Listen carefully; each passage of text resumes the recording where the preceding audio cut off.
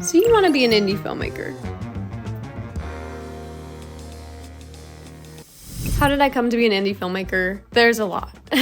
And I might make a bigger video on it someday, but I just wanted to put out a quick general statement with advice on how you too could be an indie filmmaker if it's something you want to pursue. Saying yes to opportunities. A friend hits you up about a project, whether it be your friend's a writer, a director, or whatnot, and they say, hey, will you help me doing this? Do it. If you stumble upon an ad on Instagram, Facebook, a social media, I get ads all the time because there's plenty of screenwriting competitions, timed filming competitions. We've jumped on a few and made some of our favorite work. It's not about always winning them. Sometimes it's just having an opportunity to create another film. We've done MusicBed competition that happens yearly, Russo Brothers film competition that happens yearly. I've done a couple screenwriting competitions here and there. You could be anywhere in the world and do them. So look out for those. And when you see one that sparks your interest or fits in the realm of what type of content you want to be creating, maybe you're more into the horror genre,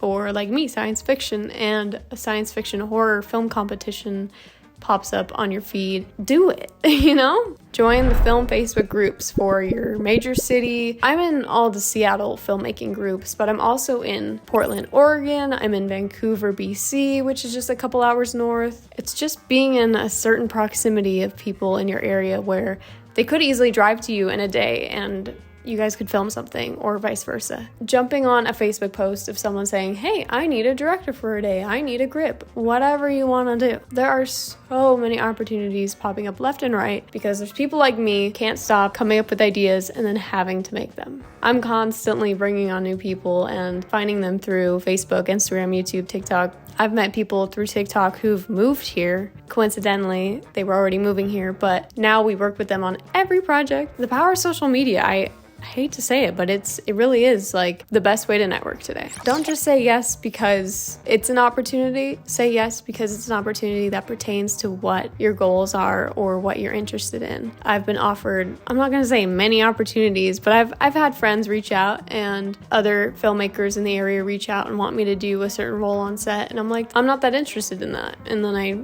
won't do it.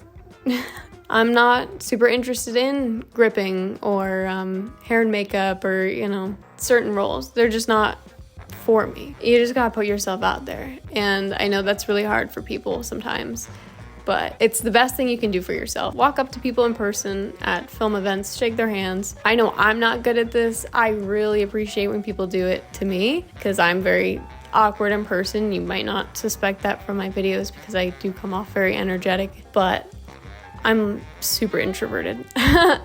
If you can muster up the energy and the confidence to shake people's hands in person, do it. I keep getting the common question, if I'm an indie filmmaker, where am I getting this expensive gear? Where am I meeting stunt car coordinators and crew? The short answer is that I have met people throughout the years of saying yes to opportunities and putting my foot out there with my partner Galen and making films for festivals, passion projects, just throwing them online and people seeing them. Now, of course, we've invested our own funds that we've made at our day jobs to acquire a couple pieces of gear. Other people who are on the same wavelength as us, creatively, passionately about this craft, that want to throw their abilities at ours and make something. We're dying to make stuff out here in Seattle. The narrative film industry is little to none, and there is barely any money in it, unfortunately. And with that being said, I think that does create a community of people who are more genuinely, authentically doing it because they love it. So it's a push and shove. We're not really making steady incomes making narrative films up here. Specifically in my last short film progeny, working with the stunt car people, we all pitched in our own funds to rent out the track and for insurance purposes. As for the gear, they already have that stuff because they do commercial work. We all became friends. I hate to sound like a broken record because everyone's heard this, but filmmaking is all about networking. From the bottom of my heart, I genuinely love everyone that I choose to work with. Of course, we've worked with people in the past and realized that we just don't mesh well. You find your people you work together a bunch and you'll find more people. You have to keep those arms open and see who goes in for the hug versus who goes in for the handshake. Who you surround yourself with is going to impact your life, and it's going to impact your work. I've made films with very minimal people, but my favorite films have been when I've had a giant crew of people and have these memories to look back on set of the things that went wrong and the things that went really right, and the awards we've won and the screenings we've sat in. And it's just like, what kind of experience do you want to have in your indie filmmaking career? Doing 48-hour film festivals, doing online film festivals, going to in-person events, just meeting people, finding out who are your people. And lastly, a lot of the reasons why filmmakers feel burnt out and frustrated with where they're at, I don't think we're really realistic with ourselves sometimes on what we really want, or we set expectations that are just insanely high.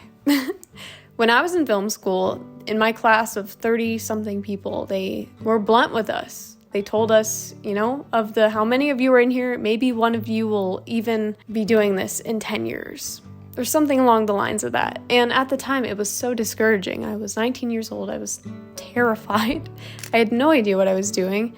And I felt so much pressure to figure out what exactly I wanted to do. I thought that I wanted to be some big hotshot. Greta Gerwig, Steven Spielberg, Christopher Nolan. I had to get up there or else I'd failed myself, my family, my friends. There's pros and cons to literally everything in life. We glorify and look at celebrities like they've made it and it's some amazing thing, and I'm sure it is, but there's also so many cons that come with making it big that I don't think people really think about that often.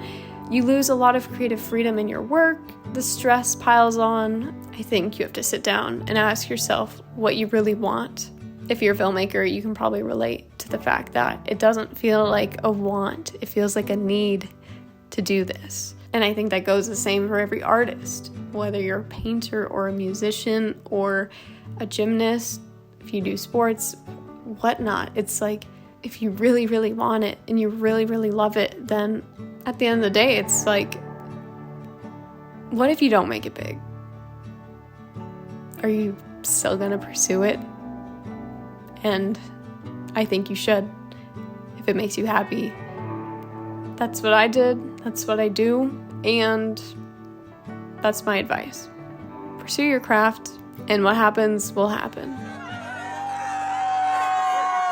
I hope this gave you a little bit of insight into my mind, why I do it. I mean, you're still allowed to want to make it big, but if you keep putting that pressure on yourself, like I did, it could lead you to burning out, quitting, and being sad, and having regrets.